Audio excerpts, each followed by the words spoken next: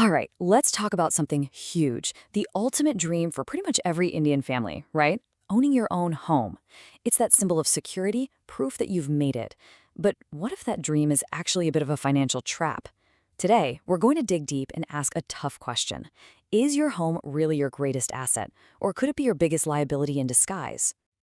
I mean, we've all had this drilled into us since we were kids. Food, clothing, and shelter. It's the absolute foundation of a good, stable life in India. For generations, that Makaan, the house, has been seen as the finish line, the pinnacle of financial safety. Okay, but here's where we're going to throw a wrench in the works. What if the very thing you think is making you secure is actually draining your wealth? This is the big, controversial idea we're tackling today. Is the home you live in, the one you pour your heart and soul into, secretly holding you back financially? To get to the bottom of this, we have to set the emotions aside. We need to look at the cold, hard numbers. So let's do exactly that. We're going to break down the real cost of owning a home in a major Indian city and just see what the math tells us. So let's kick things off with a super common scenario, a 1 crore rupee flat. This is a pretty standard price for a decent family apartment in a city like Mumbai or Delhi or Bangalore. It's a huge number for sure, but it's the reality for a lot of people. Now, first up, you've got the down payment. Let's say you manage to pull together 20 lakhs, which is a massive chunk of savings on its own. Well, that still leaves you with a staggering 80 lakhs rupee loan. This is the debt that's going to be your shadow for the next 20, maybe even 30 years. And this is the number that really hits home. Your total monthly cost is not just your EMI. When you add it all up, you're looking at almost 80,000 rupees flying out of your bank account every single month. Let's see how that even happens. So the big one, of course, is the EMI. That's 70,000 rupees right there. But wait, there's more. You've got to add in the society maintenance fees, your property taxes, and a little something for repairs and insurance. Because things always break, right? And just like that, you see it. That home is actively taking a huge amount of money out of your pocket. Okay, I can practically hear you shouting at the screen right now. But wait, my property's value is going up every year. That's my profit. And look, that's the number one argument, and it's a totally fair point. But there's a really important distinction we need to make here. That appreciation, it's what's called paper profit. It looks amazing on a spreadsheet, but it's not real money in your wallet. You can't take your home's appreciated value to the store to buy groceries. You can't use it to pay your kids' school fees.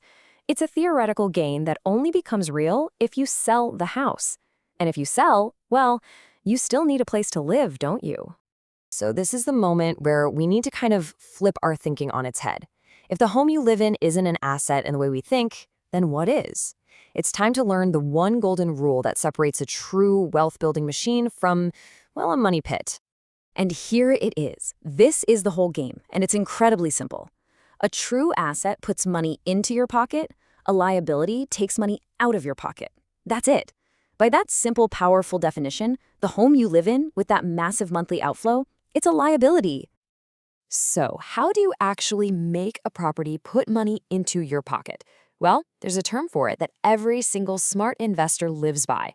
It's called positive cash flow. And this, my friends, is the secret sauce. The formula for it is dead simple.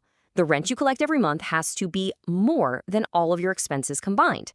That means more than your EMI, your maintenance, your taxes, all of it. When the money coming in is greater than the money going out, congratulations, you have a true wealth-generating asset. Okay, so this sounds great in theory, but how do you actually pull it off? How do you find one of these magical properties? This is where we get into the smart investor's playbook, and it's all about thinking completely differently from the typical homebuyer.